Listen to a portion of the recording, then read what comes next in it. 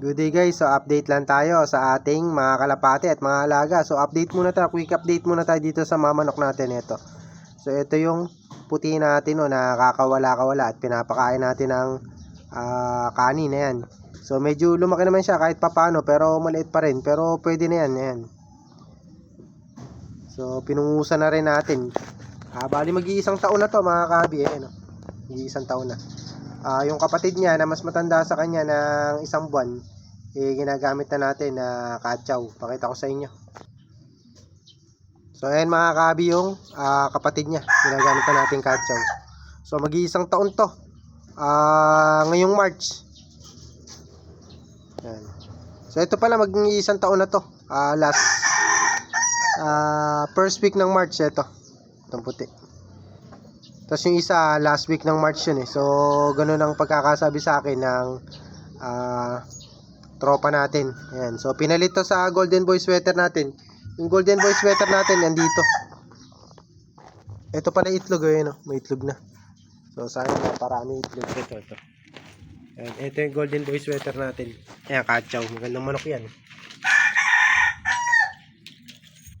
So yun lang yung update natin ngayon sa manok natin. So yung bulik natin andun sa kabila. Papakita ko sa inyo sa susunod na araw.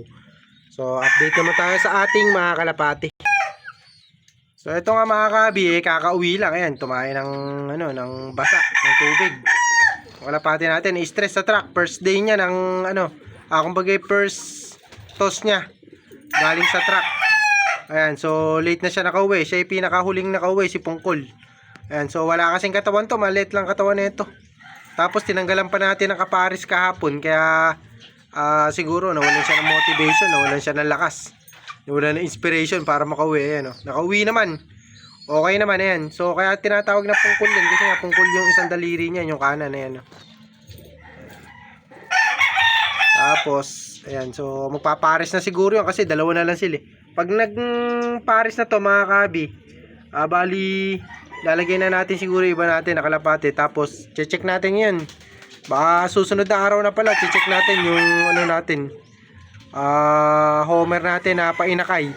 So na kasi yung basag na kahapon, so meron ng lamat yung itlog. So check natin yun sa isang araw. So hindi ko muna check ngayon, mamayang hapon ko na siguro check, kasi baka mamayang hapon pa tuluyang makapisa yun. So check natin para kung sakali na merong itlog. Ayan. So kung sakali na merong itlog na hindi napisa ng tuluyan at buhay pa, so gagawin natin ng paraan. Kasi kahapon butas na itlog niyan. So kailangan mapisa ngayon yan at saka hanggang bukas, para mabuhay. Kasi pagka nga bukas pa mga kabi, baka late na, baka mamatay na yan. So kailangan hanggang hapon mapisa to. Ayan. So yun yung isang pares natin ng homer. Ayan. So medyo malabo ba sa video, parang may usok-usok sa video sa tingin ko. Yan Yan yung isang pares natin. So tapos meron tayo dito yung kulay puti natin na nagkaroon ng baliling ito. Baka ko na to, ipakal ko na mga kabi. Sayang. So first time natin makapagpalabas ng dalawang puti, baka ipakal ko pa to, kasi nga nagka PMB, para myxovirus. So masyado kasing alagain kapag ganito mga kabi, baka ipakal ko na. Yan, pero kung merong malapit dito sa atin at aabutan, pwede naman. Kasi baka late ko na rin kasi ma-upload yung video. Ayan. So, sa anak ng night flyer natin na nakakross sa ating white homer, old line homer. Yan, sayang. First na pa inakaya natin mga kabi, 2 points. Nagka PMB pa isa. Yan. So para mix yan mga kabi, na-stress siguro. Ayun yung update natin dyan sa puti natin na yun. So sayang, pero baka hintayin pa natin. Pero kasi reject na kasi yan mga kabi. Baka hindi na rin makalipad, hindi pa kasi sanay ito. So mahinang kalapate kapag ganyan na bata pa lang, nagkasakit na ng PMB, so hindi pa nakakalipad. Wala naman siyang dapat ika-stress, nagka-PMB pa siya. Ayan. So ito yung painakay naman nung natin, kasama natin ng kalapate. So hindi ko alam kung kung sitter lang yung dalawa na to o anak nila yan. Ayan. Maganda talaga. Pero kung anak nila yan, eh maganda kasi talaga mag-anak to. Ito yung nag-anak sa atin ng summer race finisher no, nung nakaraan. Yung unang dalawang lap, butas, yung malapit kasi nga naglaglag ng pakpak. Tapos yung mga sumunod na lap, hanggang dulo, clock. Parang 6 laps o 7 laps yun mga kabi. Yung 4 hanggang 5 laps.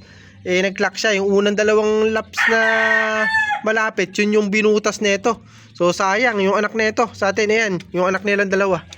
Yan, may anak sa atin na checker dyan. Kung maaalala nyo yung video natin ng huling gayak ni Boston Ying ng summer race.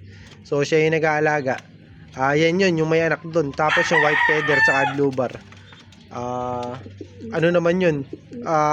Kapatid nung Falcon line natin dito. So yung mabibilis din. So puro naglugon kasi mga bata kasi kalapati natin. Nasa aktuan, summer race, naglulugon yung mga kalapati natin. So naglaglag, parang super molting pa nangyari doon mga kabi doon sa checkered, yung anak nito. Dalawa ata na gano yun, naglaglag mga kabi. Kung ano, check nyo na lang doon sa video natin para maniwala kayo. Baka sabihin nyo nagyayabang lang ako rito eh. So may video tayo nun. Talagang dalawang, kada pakpak niya, both side, eh naglaglag nga ng tig-dalawa agad. So kaya nahirapan yun mga kabi. So pa late na, pang ano pala yun, bali kumbaga parang yung lap na yun, ay yung nilaglag niya is malapit na sa dulo. So yung pagkakaalala ko dun sa naging anak nito. Ayan. So matibay yung lahi nito. Tapos tinuloy ko pa kasi ng ano yun, ng special race.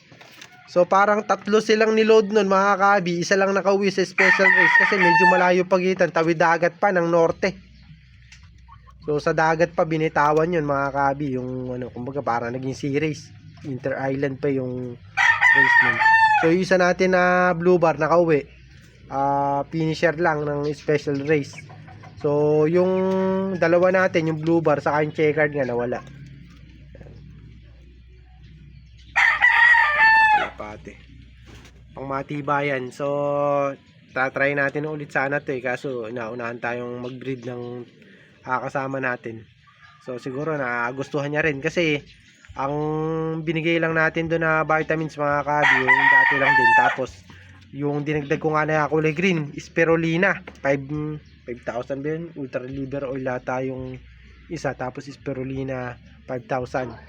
So yun lang yung vitamins natin na binibigay. Tapos yung kadalasan nga na binibigay natin yung Revicon, multivitamins, amino acids. Ayan.